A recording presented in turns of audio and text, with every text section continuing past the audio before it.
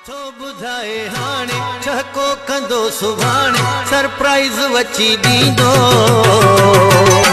किए ईद ते न ईंदो जानी जरूर ईंदो हाली करे थो माना मां हुन के थो सुञाणा भई प्यार मुखे वींदो किए ईद ते न ईंदो जानी जरूर ईंदो नथो बुधाए हाने छको कंदो सुभाणे सरप्राइज वची दींदो किए ईद ते न ईंदो जानी जरूर ईंदो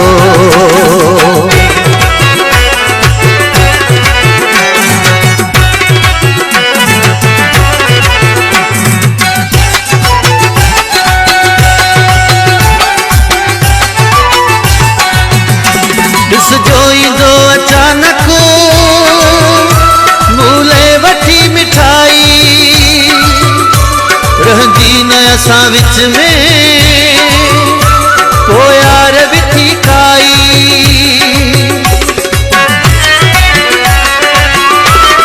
ॾिसजो ईंदो अचानक मूले वठी मिठाई रहंदी न असां विच में ओ यार विठी काई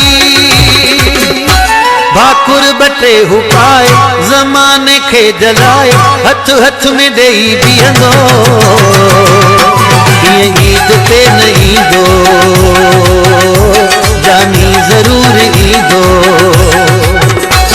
नथो बुधाए हाणे छको कंदो सुभाणे सरप्राइज वची दींदो जानी जरूर ईंदो किए ईद ते न ईंदो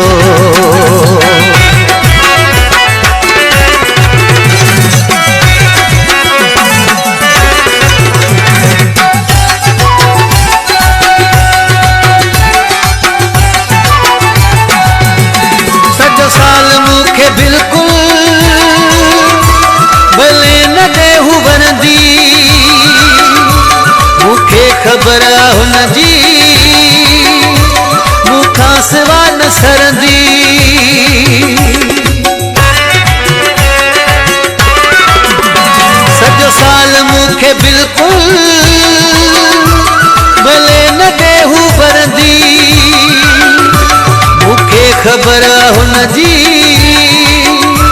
मूंखां सिवा न सरंदी ईद वारा ॾींहं मोहब्बत जा वसंदा मींहं हर मिंट मज़ो थींदो कीअं ईद ते न ईंदो जानी ज़रूर ईंदो नथो बुधाए हाणे छको कंदो सुभाणे सरप्राइज वची दींदो कीअं ईद ते न ईंदो जानी जरूर ईंदो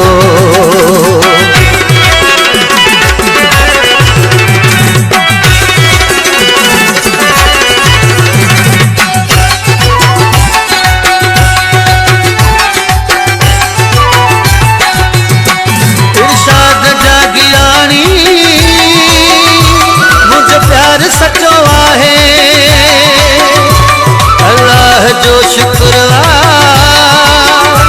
मूंसां यार सचो आहे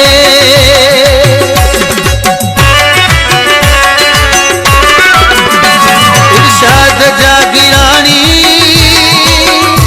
मुंहिंजो प्यार सचो आहे अल्लाह जो शुक्र मूंसां यार सचो आहे दिलबर जी दीद जो हर ॾींहुं ईद जो बेहद आहे भाईंदो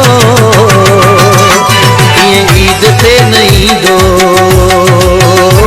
जानी ज़रूर ईंदो हाली करे थो माना मां हुन खे थो सुञाणा ॾेई प्यार मुखे वींदो कीअं ईद ते न ईंदो जानी ज़रूर ईंदो नथो बुधाए हाणे छको कंदो सुभाणे अची दीदो।